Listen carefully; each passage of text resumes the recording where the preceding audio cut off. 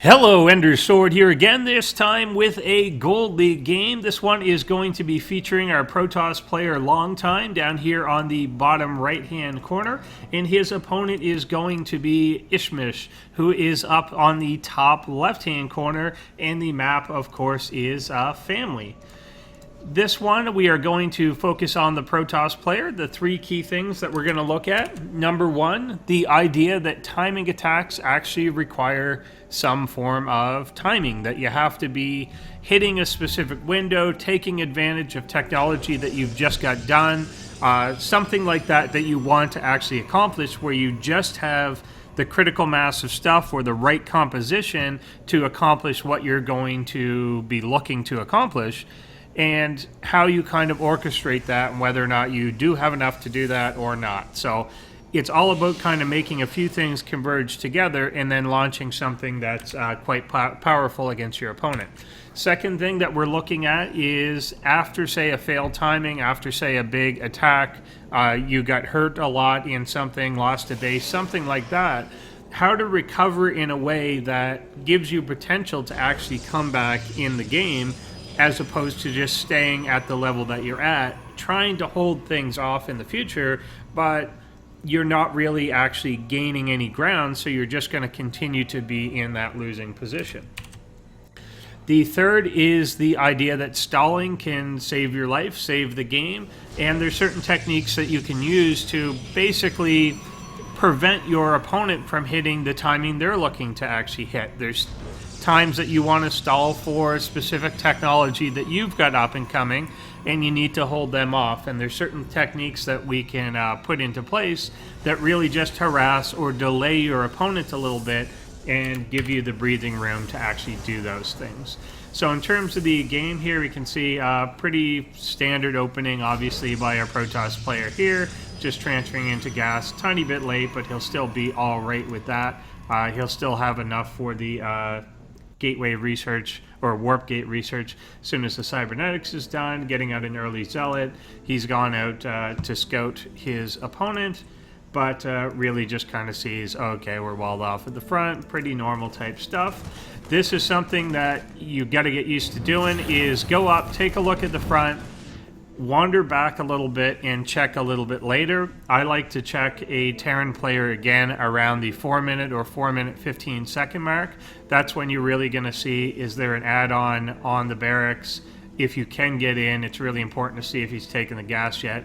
In this case, Longtime was not yet able to see that the expo was taken. If he was actually waited about 10-15 seconds there, he'd be able to see that that command center was going down, or would just cause Ishmish to actually delay it, not wanting to reveal that it was going down in that type of location. Sending out a few probes here, one kind of hiding up on this side. This guy wants to take a look to verify that that command center is there, so this probe never actually gets quite that far, but can kind of tell that's probably what's going to be happening. There's a bunch of Marines there. Didn't see a bunker going down. May assume that there's a command center behind there, but if he had waited about 10-15 seconds longer earlier, he would have just outright seen that at that point. We're going for the 4-gate opening here. He's not actually spending any chrono on the warp gate research, though. So we've got the proxy pylon coming up. These guys coming in a route that could potentially be seen by the watchtowers. So if you're going to be trying to do something sneaky, make sure you go all the way sneaky. In this particular case, it doesn't really matter. He didn't have control of those towers, but it would have been just as easy for him to do so, to put a Marine or put an SCV down at those towers and actually see that that he was coming in these routes as he walks right by the towers. So you could be destroying some of your element of surprise there. But the area that I'm more concerned with is that these warp gates are a bit late in being constructed. I'd say about 20 to 30 seconds later than they actually had to be. And what that's going to do is result in basically being short one full round of production.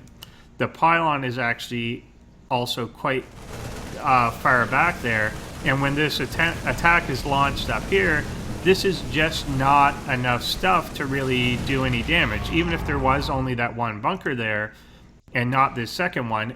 As soon as he poked up, he should have known there's no way I'm getting rid of 2 bunkers. But even with just a single one there, maybe he could kill the bunker, but odds are he's not going to kill the Marines that are standing around. There would still be at least 4 to 8 Marines. He's only got 2 Zealots there. He didn't have an extra cycle of warp-ins at the time. He didn't have enough bulk to actually break through. And even if he did break through, got rid of that bunker, got rid of 4 Marines, what's he honestly going to be doing at this point? He's just going to cause his opponent to lift his orbital command center. He might get a few SCVs out of it, but very quickly things will be reinforced from the top, and there's nothing really to this. He's not going to actually break through this to any point that's going to cause any real damage. So we're spending a lot of really expensive and gas-heavy units, sentries, stalkers, just really inefficient stuff fighting against these bunkers here. After the first one, he honestly should have poked up, saw that it wasn't going to happen. The second bunker was there, and absolutely retreated out of it. He could have waited for an additional warp-in cycle to get more Zealots in to tank the damage initially, but instead we've actually wasted 3 or 4 full cycles of warp gate warp-ins just to accomplish really nothing. 1 bunker was killed, not even that many Marines were killed. The SCV count is very far in Ishmish's favor, so we're definitely in a position where we're behind. You want to acknowledge that it's not going to work a lot faster than that and bail out, but hey, we're in the position we're in. That wasn't done, so how do we recover out of this? What you're generally going to want to see here, he's not warping in anything else. He may realize, hey, if the opponent is going to come kill me right now, I'm going to die probably no matter what I do. I'm just way too far behind. Let's just hope that maybe he doesn't come. So we're just going to try and do some active recovery out of this.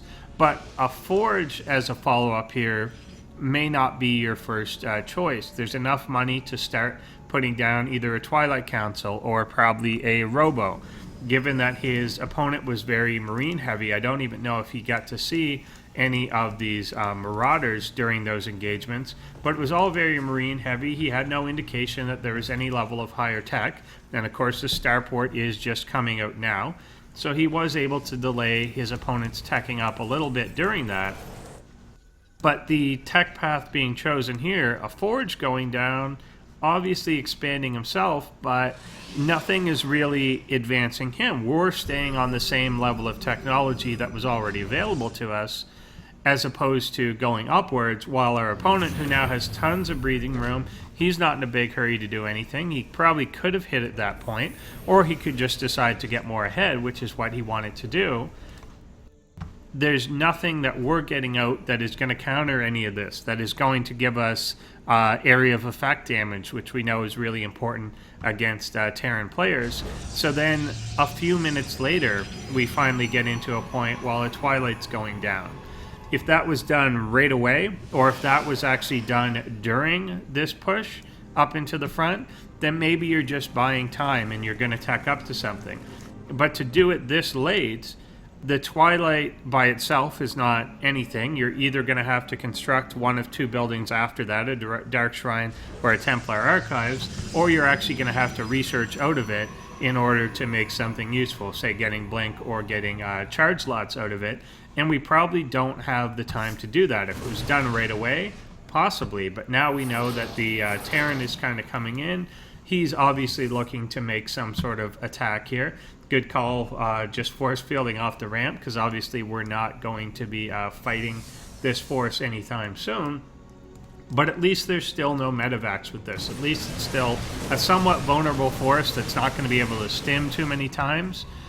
But just nothing being added on here. The Templar Archives, as I mentioned, is where we're going, but it's just such a long tech path that knowing that we're in a crisis type situation right now, we're going to get pushed in at pretty much any moment. As soon as they feel that they can they get that room, or they've got the vision, or they've got medevacs out, something like that, he's going to want to make this push up. But this is just a long path to go for that level of tech. and we're not actually adding on gateways. You can see that the Protoss's money is getting a bit out of control. He was able to get this Nexus up.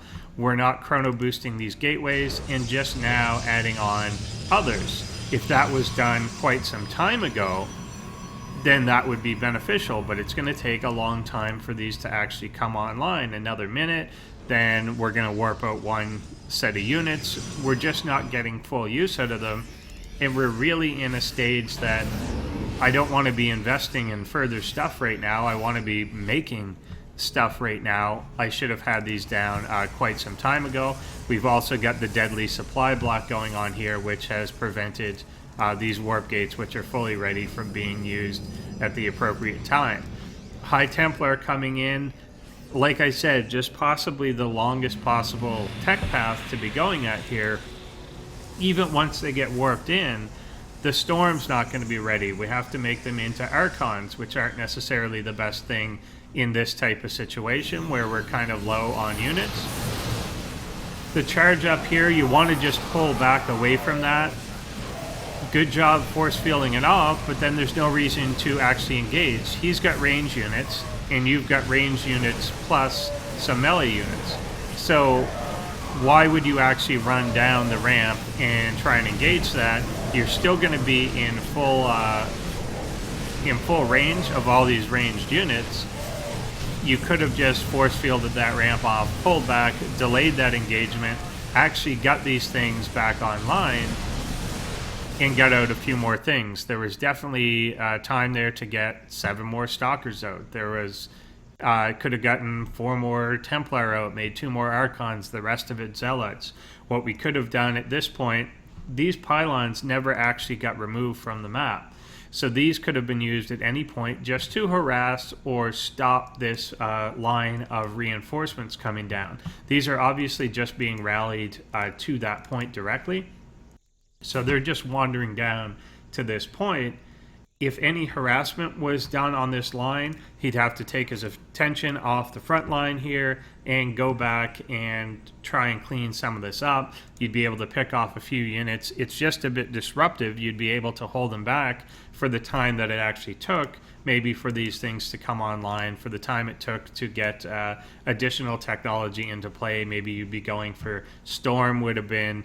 Again, I don't like the idea that we went as far as the Twilight Council and Templar Archives here anyway, but since we did, it would have been awesome to get Storm out, but in which case we obviously need to buy time for the High Templar to gather up the energy and for us to research that tech path. The other thing done here on the Forge, which again I was a bit, you do want to get one obviously at some point, and probably even right then, but not at the exclusion of a type of tech path up. Just having the 4 gateways and then going for a +1 armor, +1 attack isn't really the way to go. You'd be better off getting a Robo or Twilight right at that point.